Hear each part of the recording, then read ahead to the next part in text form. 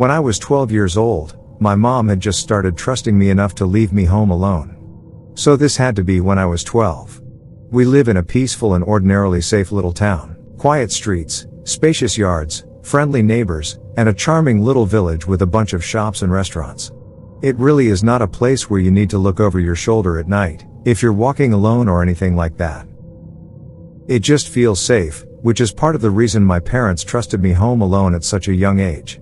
I still live with my parents today in the same house.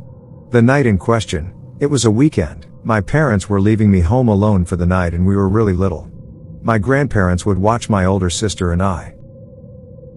But since my sister wasn't home for whatever reason, and since I was kind of old enough to be left alone at that age, my parents decided to just trust me by myself. My parents had us young, so they've always been a bit more active in the sense that they'd often travel or go out on the week. They left me some money for pizza for dinner. It was the ideal night for a 12 or 13-year-old house to myself. Video games all night and pizza for dinner. I used to be obsessed with James Bond video games when I was a kid, so I was playing some game called Nightfire for like my third playthrough on my S2. After I finished the game again, I decided to order the pizza. There was a pizza place right by our house called Johnny's. It's been closed for years now, but it was one of my family's go-to pizzerias. I ordered a regular pie at the age of 12. I could easily eat 3 slices by myself. My mom told me to wrap the leftover slices in tinfoil and put them in the fridge. I switched out discs for another video game. In the meantime, while I waited for the pizza, and when the doorbell finally rang, I hurried downstairs with the $20 bill my parents left me. My mom told me to tip $4. The pizza place was like 3 blocks away, so honestly, it wasn't a bad tip, especially for the time the delivery driver was some 30-something-year-old looking guy, though he looked a little rough, like he had a really long and gross beard. He also wore glasses and was wearing a black trucker's hat. I gave him the 20. And as for the specific change, as he handed me the box and counted the change, he looked up at me and then looked past me into the house and said, "You alone here?" I knew it was an odd, creepy question, and my parents taught me well about being wary of strangers. I said, "My parents are on their way home." A stupid answer in retrospect. I could have just said no, but I knew he was asking because first of all, there were no cars in the driveway and the fact that a kid was accepting the pizza at the door instead of an adult. After he handed me the change, I closed the door. I ate in the kitchen, probably had 3 slices, and then wrapped up the rest of them and put them in the fridge. I went back upstairs and played my other James Bond PS2 game, Agent Under Fire. I liked this one less than Nightfire, but it was still good. Hours go by of me playing. It was probably 11 o'clock when the doorbell rang. Naturally, thinking it was my parents, I rushed downstairs to the door. I said through the door, "Mom, Dad." But an unfamiliar voice on the other side said, "Hey, I need help." They said they need to use a phone. I said, "Who is this?" And he repeated that he just needs to use a phone. I didn't want to peek through the window because quite honestly, I was scared. I decided to go upstairs and ignore it. I knew from common sense alone that opening that door would be a horrible, horrible idea. I was walking up the stairs, which are directly in front of the front door, when the man outside banged on the door and I heard him say, "Wait, please, I need help." What that meant was that he saw me. He was watching through the glass at the top of the door. I turned around and though it was dark on the front porch, I could still see the outline of the man's head, though I couldn't see his eyes. It was obvious that he was staring back at me. I ran upstairs and ran to my parents' room. The only house phone that was upstairs was in my parents' room, so I went to the phone immediately and called my mom's cell phone number. I didn't memorize my dad's number at that age. My mom picked up the phone, likely under the influence of a few glasses of wine, and then I told her that there's someone at the door asking to come in. This comment likely sobered her up instantly. As I remember, her tone shifted dramatically and she sounded much louder and more concerned. She asked me a few questions. Firstly, if I had to answer the man or at all made him aware that I was home, and I told the truth and said yes. I asked who it was. My mom's tone grew more and more concerned. She asked me if for any reason, someone knew I was there by myself, and I immediately thought of the pizza guy. I told her that the pizza guy asked if I were here alone, and around this time the doorbell rang 2 more times. I told my mom in a panic, expressing that the guy would not leave. My mom told me to stay put in their room and keep the bedroom door locked. She said they were calling the police. My mom kept me on the line with her on her phone while they called the police, using my dad's phone. Hay had to leave the restaurant they were in to go outside to better be able to communicate. It was a summer night. The windows were all cracked open to let some air into the house and through my parents' window. I heard the gate on one side of the house leading to the backyard opening. It opened in a very discreet, gentle-sounding way. I told this to my mom and she kept telling me to just stay quiet, stay in their room and keep the lights off. I said quietly into the phone, "What if he tries getting in through the den window?" My mom would tell me to just stop talking and wait for the police. She would continue talking into the phone, feeding me updates from the police and their ETA, reminding me also to not talk. I was starting to calm down just a bit when I heard the unmistakable sound of footsteps downstairs. Footsteps of someone inside the house wandering around. I whispered this in a panic to my mom, and I heard her scream something into the other phone to the police. Probably something along the lines of "the man is inside the house. Hurry up." My mom told me to hide under the bed and wait there for my 12-year-old self. It was the most horrific, unreal moment of my life. The only thing keeping me feeling relatively protected was the tiny little lock on my parents' bedroom door. I heard footsteps coming up the stairs. The stairs are by my sister Annie's bedroom down the hall. My parents' bedroom is further down. The footsteps faded for a few moments, I'm assuming as the intruder went into our bedroom searching. My mom told me the police would force their way in and to not move until they were inside me. I heard the footsteps in the hallway coming down this way until they got to the bedroom door, and then they tried pressing down the doorknob only to find it locked. They tried a few times as if they would somehow magically unlock the door. Then there was a light knocking on the door, but the person on the other side didn't speak a word. They tried the doorknob one more time before I heard the footsteps walk back down the hallway, then down the stairs, and they faded away deeper into the house. I did my best not to burst out into tears the entire time. I didn't even whisper anything into the phone because I was too scared to make the slightest sound. My mom finally told me the police were there, but to still stay put. I was expecting to hear them kick down the door, but instead I just rather suddenly heard multiple heavy footsteps and a man shouting my name, identifying himself as a police officer. I heard them coming up the stairs, and my mom gave me permission to answer them and unlock the door. There were 2 officers upstairs when I opened the door, and then 2 more downstairs. They didn't have to kick down the front door because the back door was left completely ajar. The back sliding window was also slid completely open, which was the obvious original entry point. I had to talk with the police and tell them everything that happened, including my suspicion of the pizza guy with my parents listening in on the phone. They were en route home, and by the time they got back, there were only 2 police officers still at the house with a police report, including a note of the pizza guy. They said they'd do their investigation. My parents brought me to Gianni's Pizzeria the next night, and asked me to point the guy out if I saw him. When I didn't see him, they asked the manager which employee matched the description of the delivery guy I described. He said that would be Phil, who was currently out doing a delivery. After explaining the whole scenario, he said, "There's no way that would be Phil," and asked us to leave the premises. Long story short, my parents made a big scene in the pizzeria and they said they would never give them our business again. We went to the car and waited in the parking lot. We waited for almost an hour, and when he never showed up, we left. My parents thought it was because the manager called or texted the employee, which caused him not to show back up, but who knows? My parents contacted a few lawyers who ultimately didn't take the case due to a lack of solid evidence, stating it would be a waste of time, basically. Ultimately, we never did go back to that pizzeria, and it wasn't for a long while after that my parents felt safe leaving me home alone again simply because of this incident. Ultimately, I do think it was the pizza guy, or at least someone associated with him, because who else would have known that I was home alone that night?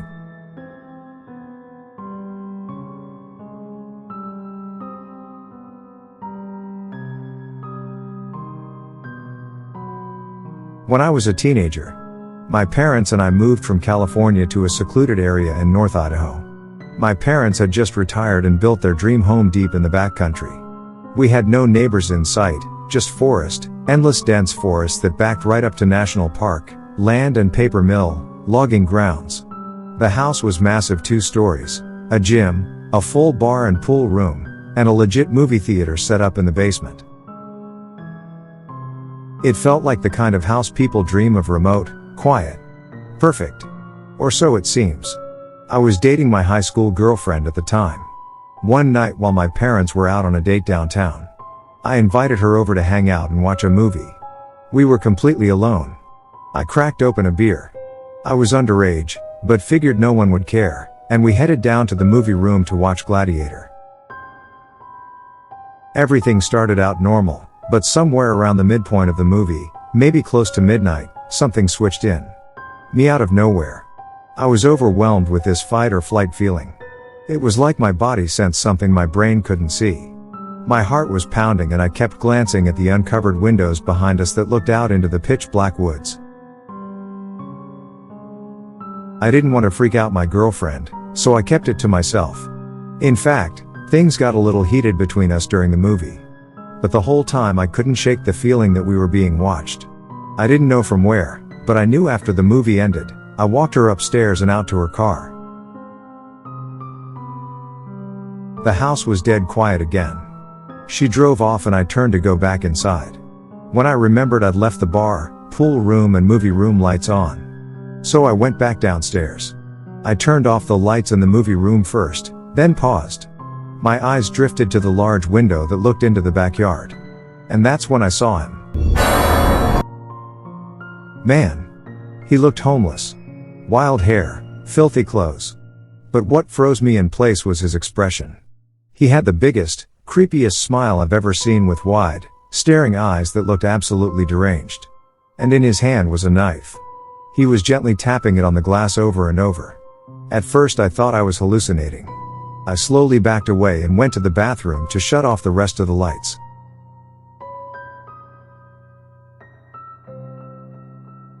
That room has a sliding glass door that also faces the woods. I flipped the switch and watched in horror as the man calmly walked from the window to the door, still smiling, still staring.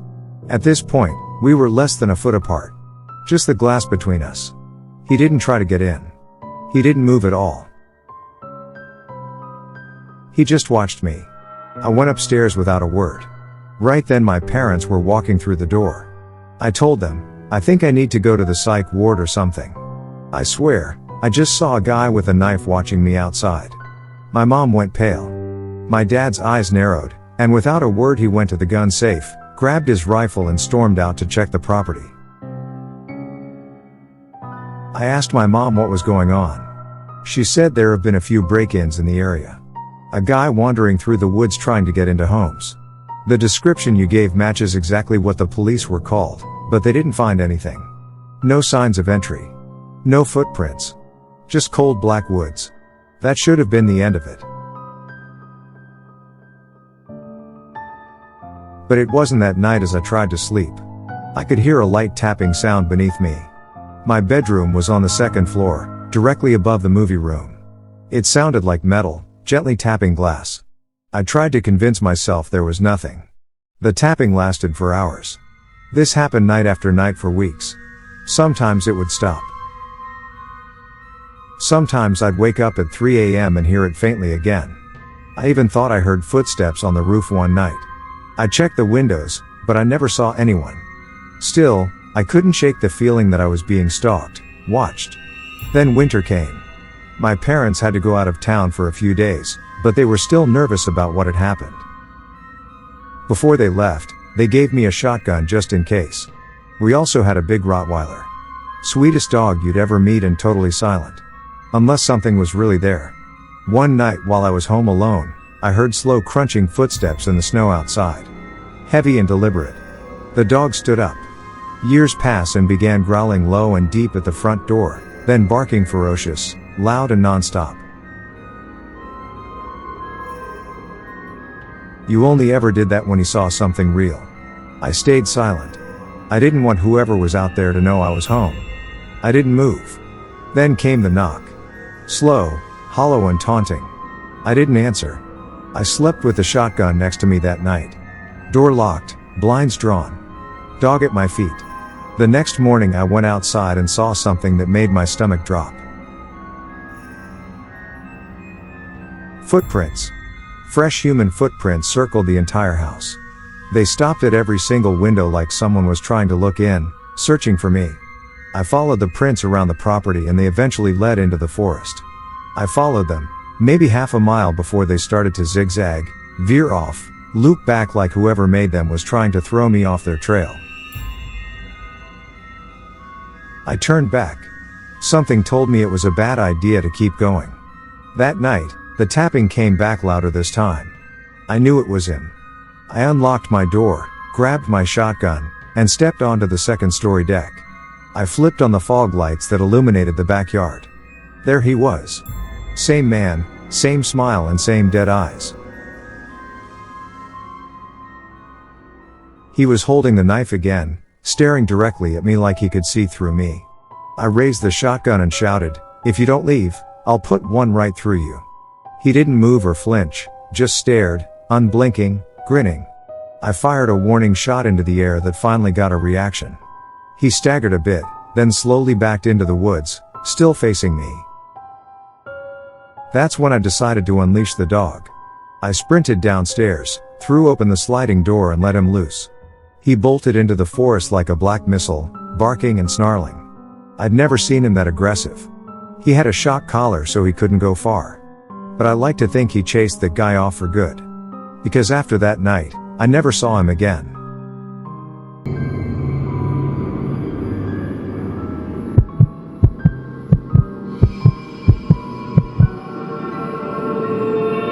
This happened in March of 2022 during spring break. I was in my second year of college. My friends and I, 6 of us total, decided to rent a cabin out in South Carolina for a few days just to get away from everything. No school, no stress, no phones. It was supposed to be one of those quiet trips where you drink too much, play music too loud, and maybe make some memories or laugh about later. There were 4 of us guys, me, Matt, Chris, and Tyler, and 2 girls, Jess and Sarah. We'd all been close since freshman year. The cabin we picked was stupid cheap for its size, 2 stories, a wraparound porch, 2 bathrooms, and listed as being on private land near a lake. It was way out there. No towns for miles surrounded by forest. The guy who owned it had a thick accent and seemed kind of off when we talked to him on the phone. All he said was just don't go wandering too deep into the woods. Some old stuff back there. Wells. Busted fences, snakes. You don't want to get turned around. We laughed about it. Thought he was just trying to add some spooky southern charm to the trip. But when we got there, it wasn't funny. The drive took forever. GPS gave out an hour before we arrived. The last part of the road was just dirt and gravel, barely wide enough for 1 car. Trees got thicker the closer we got. When we finally saw the cabin, we all kind of went quiet. It didn't look like the pictures. It was older and dirtier. The windows were dusty and a few of the shutters were hanging off by the hinges. There was this faint smell outside, like old garbage and wet wood. We brushed it off and made jokes. Said it just added character. We unloaded claimed rooms and started drinking by 7 p.m. The first night was fun. We grilled outside, cranked music from a Bluetooth speaker, and played some card games. By 11, it got cold. So we moved inside. That's when I noticed how dark the woods were. I don't mean just nighttime dark, I mean complete blackness. The porch lights barely lit up more than a few feet, and the trees were so dense it felt like they were pressing in from all sides. No bugs, no wind. Just total heavy silence. We ended up crashing around 2 a.m. I had one of the rooms on the ground floor right next to the kitchen, small and just a bed and a window facing the woods. At around 4:15 I woke up. No reason. Just wide awake like someone had poked me. I laid there for a second, heart beating fast. Then I heard it. Tap. Tap. Tap. I thought it was the heater at first, but then it repeated steady non-metallic non-mechanical. It sounded like fingers. I looked at the window and there was a man standing there. He was pressed up against the glass face, almost touching it. Pale skin, wild hair, no shirt. Just staring at him. His mouth hung slightly open like he was breathing through it.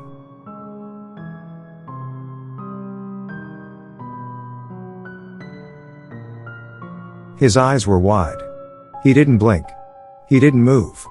He just stood there and tapped, soft and slow like he was trying to tease me.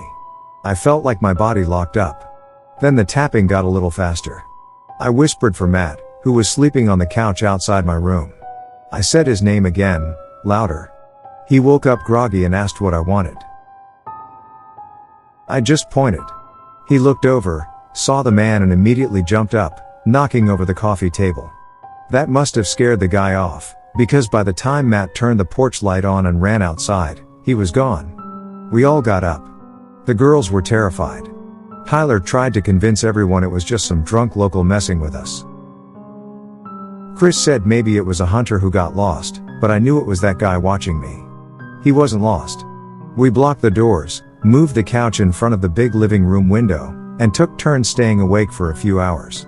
Nothing else happened that night. The next morning we went outside.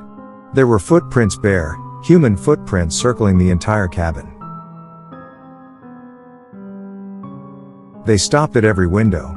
Every single one. Even the little one above the upstairs shower. That should have been it. We should have left. But we didn't. We were dumb and stubborn, and we stayed night 2. Started the same drinks, music, fire pit. But the energy was different. Everyone kept glancing at the woods. Just didn't drink in. Chris kept his hunting knife on his belts. When we finally went inside, we locked every window and double-checked the doors. Around 3:30 a.m. Matt went to the kitchen for water. He stopped in the hallway and called my name.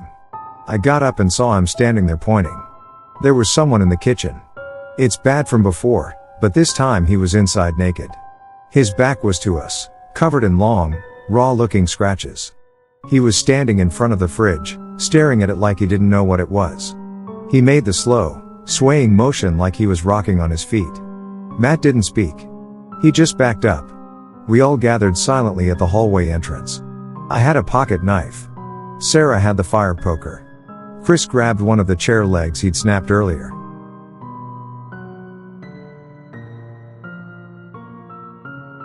Trying to be funny.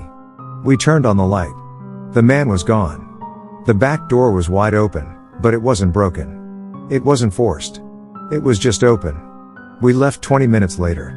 No one argued. We packed only the basics: wallets, keys, phones, and drove through the woods until we had enough signal to call the sheriff. When we met the deputy at a diner off the highway, he didn't look surprised at all. He asked if anyone was hurt, then said, "Yeah, we've had some trouble with folks squatting up in those woods. Not always right in the head." We tried to explain it wasn't just some homeless guy. This man watched us, came back 2 nights in a row and had a key or somehow got inside. The deputy just nodded like he'd heard it before. When we mentioned the owner, his face almost implied that he knew the guy. The listing disappeared a few days later, completely wiped from every rental site. We never got answers. Never got a call. We never even got our deposit back. But that face, the way he looked at me through the window. I still see it sometimes when I wake up at night. We don't talk about that trip much anymore. But as far as I know, none of us have been back to South Carolina since.